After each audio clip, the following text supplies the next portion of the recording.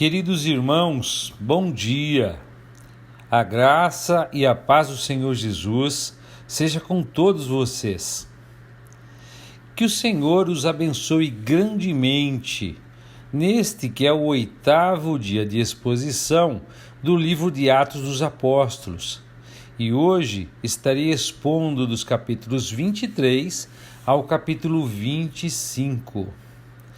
No capítulo 23, dos versos 1 a 10, nessa audiência, o capitão não assumiu o lugar de juiz, nem havia qualquer outra autoridade judicial presente para manter a ordem. Paulo então aproveita a ocasião para falar sinceramente ao conselho, para dizer-lhes que viveu em boa consciência diante de Deus até aquele dia. Nem o sumo sacerdote nem o conselho tinham nada a dizer a respeito de uma acusação concreta contra ele. Mas o sumo sacerdote ordenou que outros batessem na boca de Paulo. Isso foi tão injusto que Paulo não se conteve, chamando o sumo sacerdote de parede branca e dizendo-lhe que Deus o destruiria. Caso contrário, suas palavras foram muito reveladoras. Tu estás sentado para me julgar segundo a lei e manda-me ser ferido contra a lei? Desafiado por ter falado assim com o sumo sacerdote de Deus, ele teve que retirar suas palavras, dizendo que não sabia que o homem era sumo sacerdote, pois a lei dizia: não falarás mal do governante do teu povo. Dificilmente se poderia dizer honestamente que Ananias era o sumo sacerdote de Deus, pois havia sido nomeado pelos romanos. No entanto, Paulo reconhece seu lugar de governo. Paulo, entretanto, não esperou passivamente que nenhuma acusação fosse feita, mas vendo que tanto fariseus quanto saduceus estavam presentes, ele fez a ousada afirmação: Irmãos, sou fariseu, filho de fariseu. Da esperança e da ressurreição dos mortos sou questionado. Sem dúvida, essa foi uma jogada astuta, pois alcançou o resultado que Paulo desejava, de causar divisão entre seus inimigos, pois a doutrina da ressurreição era aquela contra a qual fariseus e saduceus se opunham. É claro que Paulo ainda acreditava plenamente, como os fariseus, em relação à ressurreição. Na verdade, ele foi mais longe do que eles, pois conhecia Cristo ressuscitado dentre os mortos. Na verdade, embora tenha sido criado como fariseu, ele não pertencia mais à seita dos fariseus. Agora ele era um cristão. Mestres da lei, que eram fariseus, influenciados por suas palavras, passaram a vê-lo como inocente, enquanto os saduceus eram ainda mais determinados em sua oposição, ficando ressentidos até mesmo com a sugestão de um anjo ou espírito falando com Paulo, pois eles negavam sua existência. Paulo então se tornou o centro do conflito entre eles, e o capitão-chefe teve que comandar seus soldados para resgatá-los da violência de sua contenda e levá-lo de volta para a prisão. No verso 11, maravilhosa é a graça do coração do Senhor Jesus em sua presença ao lado de Paulo naquela noite, com o objetivo de encorajá-lo. Tende bom ânimo, Paulo. Ele também acredita que ele deu testemunho dele em Jerusalém, como fez da escada do castelo, e diz que Paulo o fará também em Roma. Nos versos de 12 a 25 do capítulo 23, a hostilidade dos judeus tinha agora atingido um nível febril. Provavelmente foram os saduceus que se prenderam sob a maldição de nada comer até que matassem Paulo. Mas o Senhor havia resolvido essa questão antes. Ele disse a Paulo que prestaria testemunho dele em Roma. Apesar da maldição, duvida-se que aqueles homens, mais de 40 deles, morreram de fome. Mas enfim, o seu plano terrorista não funcionou. Foi uma trama ousada para pegar o capitão desprevenido, levando Paulo ao conselho judaico novamente, como se eles desejassem inquiri-lo mais perfeitamente, estando eles prontos para matá-lo no caminho. O Senhor tem a sua própria maneira de impedir isso. Qualquer que fosse a atitude da irmã de Paulo em relação a ele, pelo menos seu filho teve os sentimentos certos quando soube dessa trama. Pois é claro que muitos judeus sabiam disso. Ele visitou Paulo na prisão e o avisou. Isso fez com que o capitão soubesse disso por meio do jovem, que foi avisado para se manter em segredo do fato de ter revelado a trama ao capitão. O capitão decidiu sabiamente que Jerusalém não era lugar para Paulo. Parece surpreendente que o capitão tenha ordenado uma guarda tão grande para levar Paulo a Cesareia. 200 soldados, 70 cavaleiros e 200 lanceiros. Dos versos 26 a 30 do capítulo 23, Paulo viera de Cesareia a pé, mas tem a honra de cavalgar de volta. O capitão Cláudio Lísias enviou com a companhia uma carta ao governador Félix, explicando o motivo do envio de Paulo. Ele sabia que os judeus estavam prestes a matar Paulo, não o levando para ser julgado por sua lei. Ele acrescenta ainda que tinha ouvido que os judeus estavam tramando uma cilada para matar Paulo, enquanto estava sob custódia e, portanto, estava enviando Paulo a Félix, enquanto dizia a seus acusadores que eles também poderiam ir até Cesareia para acusar Paulo diante de Félix. Dos versos 31 a 35 do capítulo 23, os soldados foram até Antipátride, não muito longe de Cesareia. Depois deixaram os cavaleiros para levar Paulo a Cesareia, enquanto eles retornavam a Jerusalém. Os cavaleiros, no devido tempo, entregaram Paulo a Félix, junto com a carta de Lísias. Paulo foi então mantido na prisão do palácio de Herodes, até que seus acusadores viessem enfrentá-lo no tribunal de Félix. No capítulo 24, dos versos 1 a 9, os judeus não demoraram muito, apenas levando tempo suficiente para fazerem planos para influenciar Félix contra Paulo. O sumo sacerdote e os anciãos do povo desceram, trazendo com eles um orador chamado Tértulo, que começou seu discurso lisonjeando Félix, falando da grande quietude em Israel por meio de sua autoridade.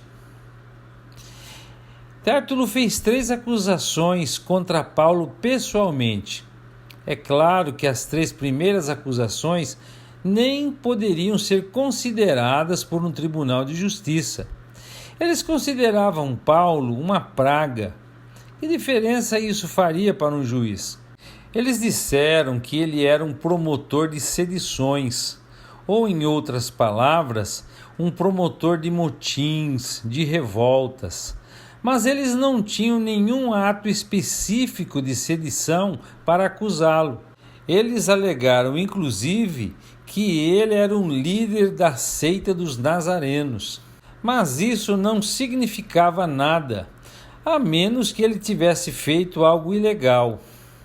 A 4ª acusação se refere à sua ação de tentar profanar o templo.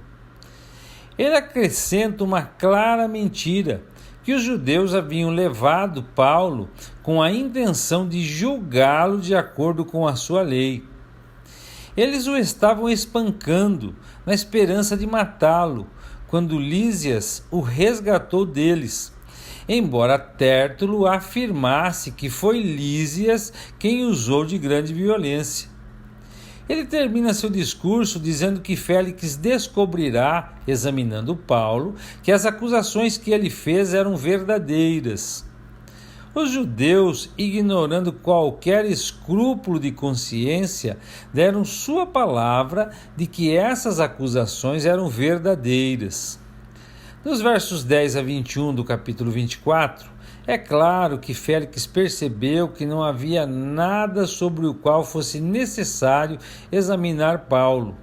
No entanto, o governador deu permissão a Paulo para falar. Ele não bajulou Félix, mas disse que ele poderia falar de bom grado, já que Félix havia sido por muitos anos um juiz da nação de Israel. Apenas 12 dias antes, Paulo disse que tinha vindo a Jerusalém para adorar. Ele não havia sido encontrado no templo, nem mesmo discutindo com ninguém, nem levantando o povo nas sinagogas ou na cidade. Quanto às acusações dos judeus, ele disse que eles não podiam apresentar nenhuma confirmação delas. No entanto, ele confessou qual era a verdadeira razão de sua hostilidade: o fato de que ele adorava o Deus de seus pais, de uma forma que eles chamavam de heresia, acreditando em todas as coisas escritas na lei e nos profetas, e especificadamente tendo esperança inquestionável para com Deus no que diz respeito à verdade da ressurreição dos mortos, justos e injustos, na qual os próprios fariseus professavam crer. Em defesa de si mesmo, acrescenta que se esforçou para ter sempre uma consciência honesta e não ofensiva em relação a Deus e ao homem. Agora ele diz que depois de muitos anos de ausência em Jerusalém, ele veio trazer esmolas e ofertas para a sua própria nação. Mas os judeus da Ásia, encontrando-o no templo, não envolvido em qualquer contenda ou controvérsia, iniciaram sua prisão. Como Paulo insiste, esses eram os homens que deveriam estar presentes para acusá-lo. Ou então, que os judeus presentes declarem se eles encontraram qualquer razão criminosa nele para prendê-lo, quando ele se apresentou diante de seu conselho, a menos que sua culpa pudesse ter sido sua declaração: estou sendo julgado diante dos senhores porque creio na ressurreição dos mortos. Dos versos 22 a 27 do capítulo 24, depois de ouvir Tértulo e Paulo, Félix não deveria ter tido dificuldade em encerrar o caso imediatamente, pois as acusações em si não tinham significado para um tribunal. Mas ele adiou isso, dizendo que quando ele conversasse com Lísias, ele teria mais conhecimento do caso. No entanto, ele colocou Paulo aos cuidados de um centurião, com instruções para permitir-lhe liberdade e que seus amigos o servissem. No entanto, ele tinha algum interesse em Paulo e seus ensinamentos, possivelmente despertado por sua esposa Drusila, que era judia. Deus deu a esta oportunidade a Paulo de pregar a Cristo com ênfase particular na justiça, domínio próprio e do julgamento vindouro. Mas as palavras de Paulo causaram medo em Félix, que despediu Paulo, dizendo que o chamaria novamente de acordo com sua conveniência. Ele, depois disso, frequentemente chamava Paulo, não para ouvi-lo, e sim esperando receber dele dinheiro. 2 anos dessa prisão se passaram, e Félix ainda deixou Paulo na prisão quando foi substituído por Festo. Ele fez isso apenas para conquistar a simpatia dos judeus.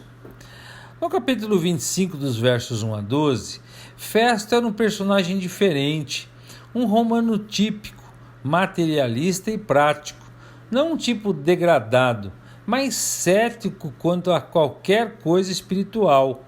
Apenas 3 dias depois de assumir o cargo, ele visitou Jerusalém.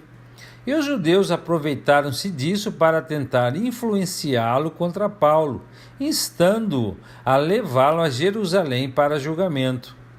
O objetivo deles, entretanto, não era levá-lo a julgamento, mas matá-lo no caminho.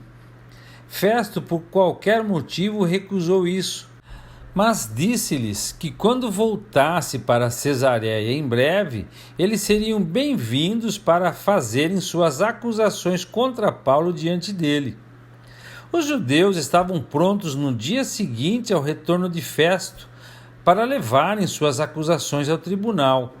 No entanto, esta foi apenas uma repetição da primeira audiência diante de Félix. Suas muitas acusações graves não foram apoiadas por qualquer tipo de prova, e Paulo se defendeu como antes, falando a verdade em sua própria defesa. No entanto, Festo, com o objetivo de agradar aos judeus, perguntou a Paulo se ele estaria disposto a ir a Jerusalém para ser julgado ali antes dele. Paulo sabia que, no esforço de Festo para agradar aos judeus, isso provavelmente resultaria em ser entregue aos judeus para fazerem com ele o que quisessem. Ele respondeu que, de acordo com a lei romana, ele deveria ser julgado no tribunal de César, isto é, por um tribunal romano. Paulo insiste que o próprio Festo sabia muito bem que ele não havia feito mal aos judeus. Ele não se recusaria a morrer se tivesse cometido algum crime digno de morte. Mas é claro que Festo sabia que ele era inocente. E sendo esse o caso, ninguém, nem mesmo Festo, tinha o direito de entregá-lo aos judeus. Paulo então apelou para César. Festo, com alguma consulta, respondeu que, portanto, ele seria de fato enviado a César. Dos versos 13 a 22 do capítulo 25, o rei Agripa agora entra em cena. Ele era um judeu professo, tendo sangue judeu em sua linhagem, embora tivesse recebido seu título pelos romanos e, portanto, preocupado em manter boas relações com os governadores romanos. Sua visita a Festo, sem dúvida, tinha isso em vista. Era natural que Festo informasse Agripa sobre as circunstâncias da prisão de Paulo, sabendo que ele conhecia as leis e os costumes judaicos. Berenice era irmã de Agripa. Festo, ao dar a informação, diz que as acusações contra Paulo não eram nada como ele supôs que seria o caso de um homem tão fortemente condenado pelos judeus, mas eram meramente questões relacionadas com sua própria religião e de um certo morto chamado Jesus, mas que Paulo afirmou estar vivo. O interesse de Agripa foi despertado por isso, e ele perguntou se poderia ouvir o que Paulo tinha a dizer. Isso foi totalmente agradável para Festo, pois ele pensou que Agripa poderia lançar um pouco de luz sobre o problema que ele enfrentava. Dos versos 23 a 27 do capítulo 25, no dia seguinte, Agripa e Berenice foram conduzidos ao local da audiência com grande pompa e cerimônia, junto com os capitães e os principais homens da cidade. Todos os olhares são dirigidos a Paulo por Festo, quando ele se dirige ao rei Agripa e a todos os presentes, dizendo-lhes que os judeus em Jerusalém e também em Cesareia exigiram veementemente que Paulo fosse condenado à morte. No entanto, ele admite sua perplexidade nisso, pois descobriu que Paulo não havia cometido nada digno de morte. Ele acrescenta, entretanto, que Paulo apelou a César e, embora Festo tivesse determinado enviá-lo a Roma, ele próprio ficou intrigado quanto ao que escrever, uma vez que não havia nenhuma acusação específica feita contra ele.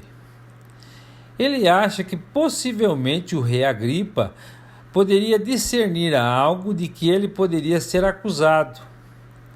Alguém estaria inclinado a concordar com seu sentimento no verso 27, no qual ele diz: de que não parece razoável enviar um prisioneiro a uma corte suprema sem apresentar qualquer acusação contra ele.